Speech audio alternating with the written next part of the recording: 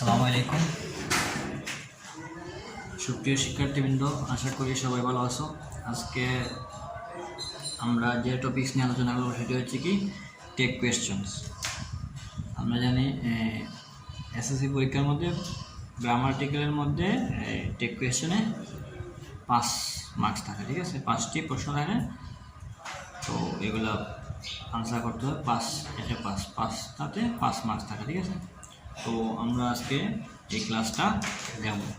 তো ক্লাসটা দেখার আগে যারা এখনও আমাদের চ্যানেলের নতুন ইউটিউব চ্যানেলের মধ্যে, তো আপনারা সবাই আমার চ্যানেলটি সাবস্ক্রাইব করবেন আর লাইক কমেন্ট দিয়ে পাশে থাকবেন, আর বেল আইকনের মধ্যে ক্লিক করবেন। বেল আইকনের মধ্যে ক্লিক করলে ক্লাসের ভিডিওগুলো যাতে যখন আমরা আপলোড দেবো তখন সাথে সাথে আপনি দেখতে পারবেন, ঠিক আছে? তাহলে আমরা এখন ক্লাসটা শুরু করি। দেখো, প্রথম এক্সাম্পলে আমি কি লিখছি, the headmaster and secretary attended the meeting. অর্থাৎ প্রধান শিক্ষক এবং সেক্রেটারি যে সম্পাদক ছিলেন তারা দুইজন উভয়ই কি ছিল এই মিটিংয়ের মধ্যে উপস্থিত ছিলেন। দেখো, তাহলে দ্য হেডমাস্টার আর সেক্রেটারি কিন্তু দুইজন ব্যক্তি। কয়জন ব্যক্তি? দুইজন। দুইজন যদি হয় একের অধিক, তাহলে আমরা সাবজেক্ট হিসেবে দে বসাবো, ঠিক আছে? আর এটা মধ্যে হেল্পিং ভার্ব দেওয়া নেই, মূল ভার্ব দেওয়া আছে। মূল ভার্ব হচ্ছে কি অ্যাটেন্ড থেকে অ্যাটেন্ডেড, এটা পাস্ট ফর্মের মধ্যে আছে। পাস্ট ফর্মে যদি তাকে আমরা কি বসাই, ওয়াজ বসাই, ঠিক আছে? প্রেজেন্ট ফর্মে তাহলে পাস্ট ফর্মে যদি তাকে আমরা ডিড বসাই, এটা হতে হবে। এটা যেহেতু হাবুজক আছে, না বুঝুক did not they. The guide was not a women. Guide মানে হচ্ছে পরামর্শদাতা। তুমি যদি কোনো জায়গার মধ্যে একটি বেড়াইতে যাও, কোনো আমরা কক্সবাজার বা রাতারগুল বা জাফলং, তো এখানের মধ্যে কিছু পরামর্শদাতা থাকে, এরা বুঝিয়ে দেন যে কোন জায়গায় কীভাবে কোন জিনিসটা আছে, তারা বুঝিয়ে দেন।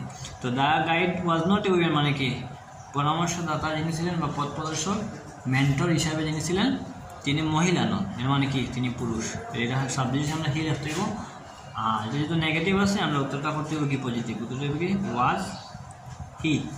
তারপর দেখো none can do the work. None শব্দটা আমরা জানি কি নেগেটিভ অর্থবোধক। আমরা একটা রোজ জানি কি এভরিওয়ান, এনিওয়ান, সামওয়ান। নাম তাহলে সাবজেক্ট হিসেবে কি বসাইতে হয়, দে বসাইতে হয়, ঠিক আছে? তাহলে এখানে একটু ক্যান দেওয়া আছে, আমরা উত্তরটা লাগবো কি ক্যান দে, কারণ এটা নেগেটিভের মধ্যে আছে, ঠিক আছে? যার কারণে পজিটিভ হতে হবে। Do not make a noise, এটা একটা ইম্পারেটিভ সেন্টেন্স, মানে কি গোলমাল বা ঝগড়া করো না, এটা নিষেধ হয়েছে। ইম্পারেটিভ সেন্টেন্স থাকে আমরা জানি কি বসে, উইল ইউ বসে। Please give me a glass of water, এটাও একটা কি ইম্পারেটিভ সেন্টেন্স, এটা অনুরোধ করা হয়েছে, অনুগ্রহ করে আমাকে এক গ্লাস পানি দাও, এটা অনুরোধ, যার কারণে এখানের মধ্যে উইল ইউ হইবে।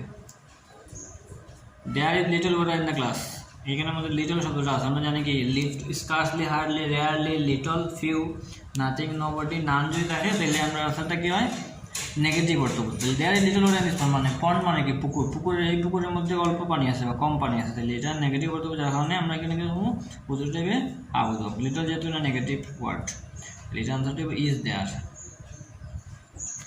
লেটাস তাহলে আমরা জানি কি বসাই, শেল উই বসাই। লেটাস হ্যাভ এ ওয়াক, এর মানে কি চলো কিছুক্ষণ হাঁটা যাক, ঠিক আছে? তারপর হি গোজ টু স্কুল এভরিডে, মানে সে প্রতিদিন স্কুলে যায়। গোয়ের সাথে এস বাই যুক্ত আছে, এটার মধ্যে কি মূল ভার্ব আছে কিন্তু হেল্পিং ভার্ব দেওয়া নেই। মূল ভার্বের সাথে যদি এস বাই যুক্ত হয়, তার সাবজেক্ট যদি তারপর সিঙ্গুলার নাম্বার হয়, তাহলে আমরা যেখানে জানি কি বসাইতে হয়, ডাল বসাইতে হয়। দেখলাম কি ডালস, এটা হাবুদক আছে, না বুঝো কি ডাজন্ট, সাবজেক্ট আছে কি হি, আনসারটা হলো কি ডাজন্ট হি। নাথিং সার্টিন, এটা মূল ভার্বের প্রেজেন্টের মধ্যে আছে, তাহলে কি ডু। আর নাথিং, এভরিথিং, এনিথিং, সাবজেক্ট তাহলে সাবজেক্ট হিসেবে ই বসাইতে হবে। I am going to market now, আমি এখন বাজারে যাচ্ছি, তাহলে এখানে হাবুদক আছে, না বুঝো করবো এম নটটা লেখা লাগে টেক ফর্মে আরেন্ট আই। আশা করি সবাই বুঝতে পারছো। আর স্টুডেন্ট যারা আসো সবাই একটু মনে দিয়ে কথাগুলো শোনো। তোমরা যে টপিক্সের মধ্যে সমস্যা আছে তোমাদের গ্রামাটিক্যালস, তোমরা কমেন্ট সেকশনে জানাইবা, আমি এইরকম টপিক্সের ভিডিও আপলোড দেবো, ঠিক আছে? আর আমাদের চ্যানেলটি সাবস্ক্রাইব করবেন, ঠিক আছে? আর পরবর্তী টেক কোয়েশ্চেনের ক্লাসটা পেতে আপনারা আমাদের চ্যানেলটি ফলো করে রাখেন, সাবস্ক্রাইব করেন, বেল আইকনের মধ্যে ক্লিক করেন। সবাই ভালো থাকেন, সুস্থ থাকেন। আসসালামু আলাইকুম।